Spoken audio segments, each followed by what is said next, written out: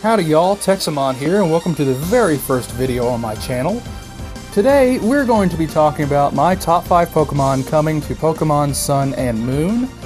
This is going to be a two-part video. The first part I'll be doing now, talking about my favorite that have been revealed so far, and the second will probably be later after the game is released, when we have all the information and I've actually had some time to play around with some of the Pokemon.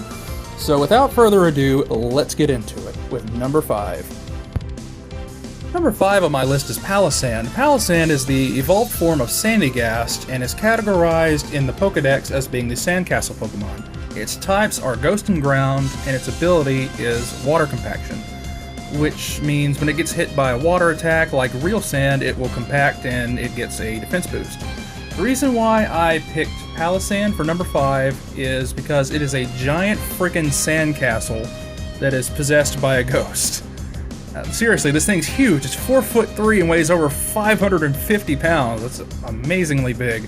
And I know a lot of people don't like Pokemon that are designed after inanimate objects, but I think Palossand is actually really, really cool, especially because the shovel on its head acts sort of like a radar. It even spins kind of like a satellite array.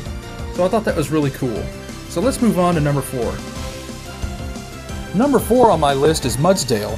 Mudsdale is the evolved form of Mudsbray and is categorized in the Pokedex as the Draft Horse Pokemon. It is a Ground-type Pokemon, and its abilities are Own Tempo and Stamina. The reason that I really like Mudsdale, there's really two reasons. Reason number 1 is it's designed after a very, very beautiful animal, the Clydesdale horse. And number 2, being from Texas, we have a very long history of horseback cowboy culture, and that really hits me down in the roots. Something I would change, though, if I were one of the developers, is I would change its name from Mudsdale to Claysdale. And the reason I would do that is because it would match more with Clydesdale, and its hooves, the red on its hooves, really looks similar to the red clay that's common down here in Texas, being a ground type and all. So that's just my opinion, though. You just let me know what y'all think about that. So let's go ahead and move on to number 3. Number 3 on my list is the Alolan Vulpix. The Alolan Vulpix is categorized in the Pokedex as the Fox Pokemon, like its other counterpart. Its type is Ice, and its ability is Snow Cloak.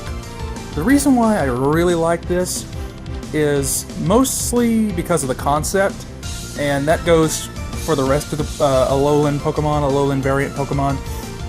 Also, I'm a really big sucker for Ice-type Pokemon. I don't know what it is, I just really, really like Ice types.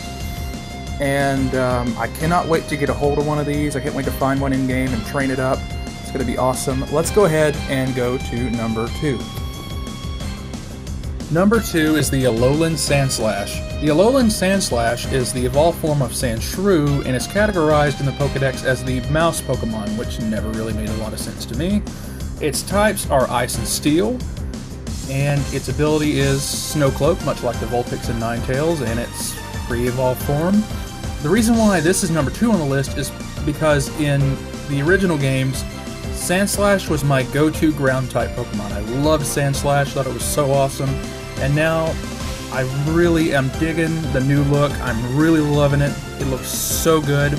And like I said previously, I'm a sucker for Ice types, but I'm also a sucker for Steel-type Pokemon, so I'm really excited to get a hold of one of these, and I'm really, really looking forward to seeing how it performs in battle. So without further ado, let's get to number 1. Last but not least on my list is the Alolan Marowak. The Alolan Marowak is the evolved form of Cubone and is categorized in the Pokedex as the Bonekeeper Pokemon. Its types are Fire and Ghost, and its abilities are Cursed Body and Lightning Rod. And my gosh, people, I was so psyched whenever they revealed this in the trailer. I was a huge fan of Marowak before, but now I'm an even bigger fan with what they've done. They did such a great job with the design for this, and I really love the type combination. Fire and Ghost, in my opinion, is a really cool type combination, and I cannot wait to find one and use it in battle, see how it performs. And I know probably many of you feel the same way.